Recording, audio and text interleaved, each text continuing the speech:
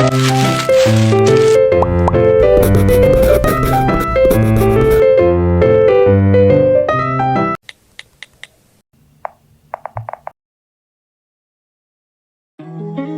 আগের পার্টে তোমাদেরকে তো দেখিয়েইছি যে ফার্স্ট ডে মন্দারমণিতে আমরা কিভাবে কাটিয়েছি। পরের দিন সকালে উঠে আমরা ফ্রেশ হয়ে চলে গেছিলাম ব্রেকফাস্ট করতে। অ্যাকচুয়ালি আমাদের কমপ্লিমেন্টারি ব্রেকফাস্ট ছিল। ব্রেকফাস্টে বলতে গেলে তো অনেক কিছুই ছিল, বাট এত কিছু তো খাওয়া পসিবল না, তাই আমি জাস্ট লুচি, ব্রেড, একটু স্ক্র্যাম্বলড এগ আর প্রচুর পরিমাণে ফ্রুট নিয়েছিলাম। ফ্রুট বলতে ওয়াটারমেলনটাই ছিল। আমার সাথে সাথে তো মা, বোন, বাবা একসাথেই মানে আমরা সবাই ব্রেকফাস্ট করতে বসেছিলাম। তো ব্রেকফাস্ট করতে করতে আমরা বেশ একটু গল্প করছিলাম, তারপরে সারাদিনে আমরা কি করব সেটার প্ল্যান করছিলাম। অ্যান্ড সকালে আমার একটু মনে হচ্ছিলো যে একটু কফি খাই, নাহলে একটু এনার্জি আসবে না, তাই একটা কফি নিলাম। A few moments later. Breakfast করে আমরা ঘরের মধ্যে অনেকক্ষণ ধরে বসেছিলাম, সবাই মিলে একটু গল্পগুজব করছিলাম, কারণ বাইরে আকাশটা দেখো কি সুন্দর লাগছে। তাই আমরা হঠাৎ করেই প্ল্যান করলাম যে আমরা একটু বিচে যাব, কারণ যতই হোক রিসর্টে পুল আছে, বাট স্টিল মন্দারমণি এসছি, প্লাস আমরা এমন একটা রিসর্ট নিয়েছি যার সামনেই সি বিচ, 5 মিনিট হাঁটলে। তো একটু সমুদ্র জলে পা না ভেজালে তো পুরো ট্রিপটাই ইনকমপ্লিট থেকে যাবে, তাই না? তাই আমি একটু গিয়ে সমুদ্র জলে পা ভেজালাম। আর এখানের বলতে গেলে জলটা না মানে অনেকটাই নোংরা ছিল সত্যি, মানে লেটস বি রিয়েল। তো এখানে মানে স্নান করলে মানে কি বলবো, হাত পায়ে ইচিং, তো মানে আমি জাস্ট পা ভিজিয়েছি, তাতে আমার পা মানে পরে ইচিং হচ্ছিল। তো দ্যাটস ওয়াই আমরা ওইটুকু একটু ভিজালাম।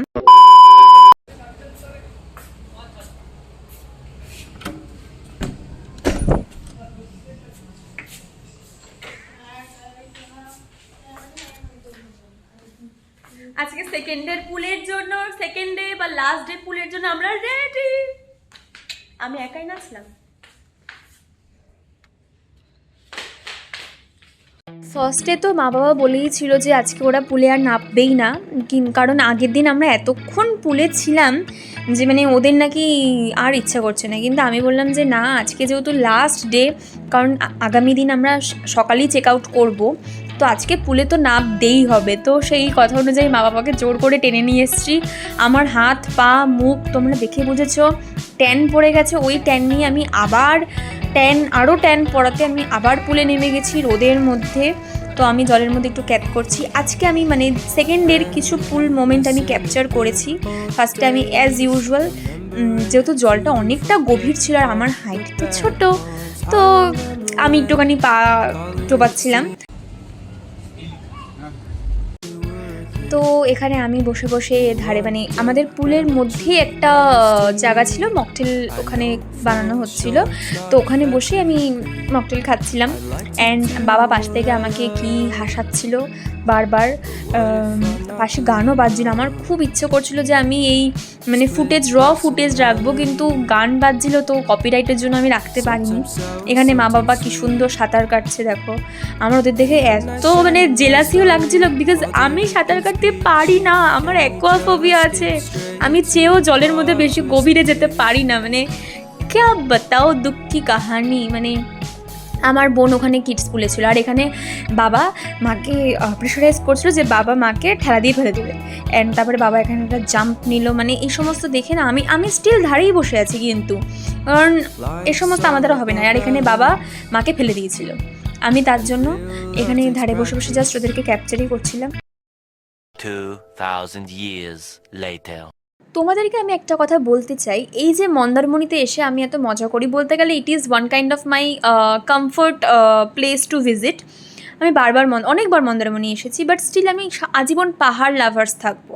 বিকজ এই যে একটা ট্যানের সমস্যা, মানে আমরা দুদিনে এত ট্যান পড়ে যায় আমাদের সারা গা হাত পায়ে, ওটাকে ঠিক করতে আবার আমাদের 2 মাস লেগে যায়। তো মানে এই একটা সমস্যা, মানে এর জন্য আমি আজীবন মাউন্টেন লাভার্সই থাকবো।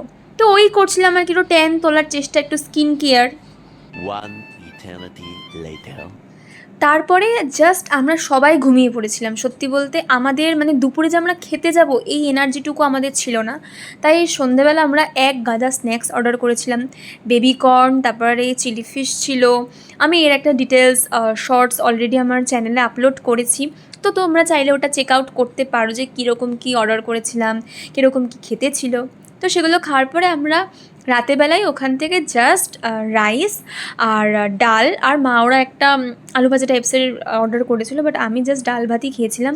কারণ আমার না আর মানে শরীর দিচ্ছিল না, আমার সেই জানি না কেন হঠাৎ করে রাতেবেলা আমার খুবই শরীর খারাপ লাগে, অ্যান্ড আমি খাওয়ার পর আর কিছু ক্যাপচার করতে পারি না, আমি জাস্ট ঘুমিয়ে পড়ি। The next day. তো পরের দিন সকাল ছিল আমাদের জন্য লাস্ট ডে ইন মন্দারমণি। তো আমরা উঠে টুকটাক ব্যাগটাকে গুছিয়ে রেখেছিলাম যাতে ব্রেকফাস্ট করে আসার পরে আমরা আরও কিছুক্ষণ মানে তাড়াতাড়ি করে আমরা চেক আউট করতে পারি, বিকজ এরপরে আমাদের আরেকটা জায়গায় যাওয়ার প্ল্যান ছিল। তো আমরা এখানে চলে এসেছিলাম ব্রেকফাস্ট করতে। এখানে আমি একটু পোহা নিয়েছিলাম, ব্রেড, একটু লুচি আর আবারও আগের দিনের মতো watermelon.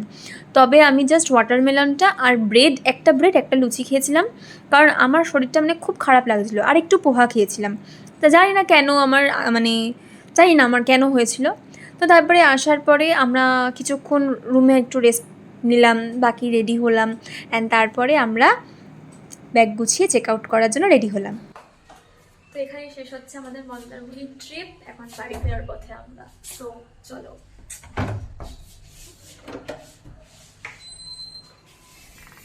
Bye to this room.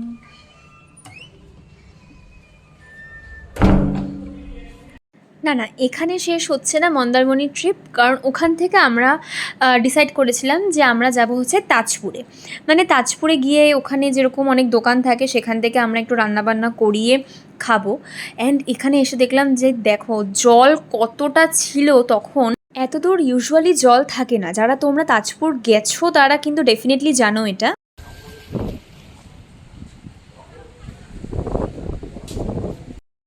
তো আমরা এই পার্টিকুলার দোকানটাতেই প্রত্যেকবার আসি। এর আগেও যখন আমরা মন্দারমণি এসেছিলাম আমরা এই দোকানটাতে থেকেই মানে খেয়ে থাকি।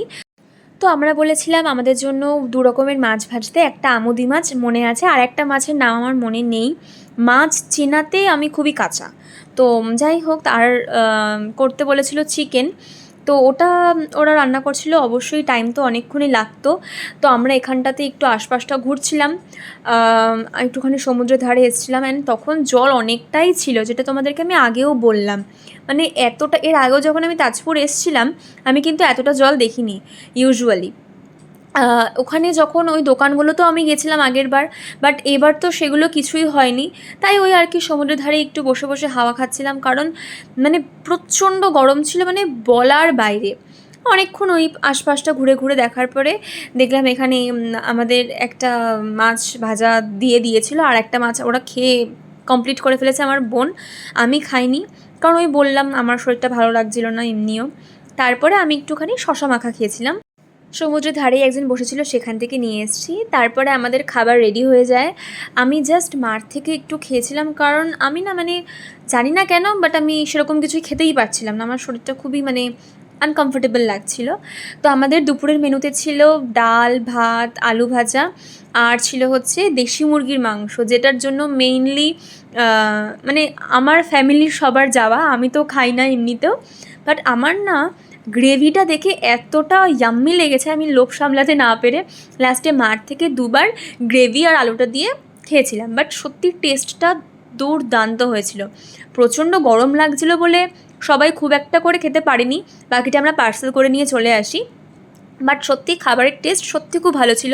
তোমরা এরপরে তাজপুরে গিয়ে এই দোকানটায় কিন্তু একবার ট্রাই করে দেখতে পারো। হাফের বেশি রাস্তা ঘুমাতে ঘুমাতে আসলাম, তারপরে দূর থেকে মায়ের দর্শন করলাম, অ্যান্ড শেষমেশ আমাদের মন্দারমণির ট্রিপ এখানেই শেষ হলো। ভিডিওটা ভালো লাগলে অবশ্যই একটা লাইক, কমেন্ট, শেয়ার আর সাবস্ক্রাইব করে দিও। দেখা হচ্ছে পরের ব্লগে। বাই।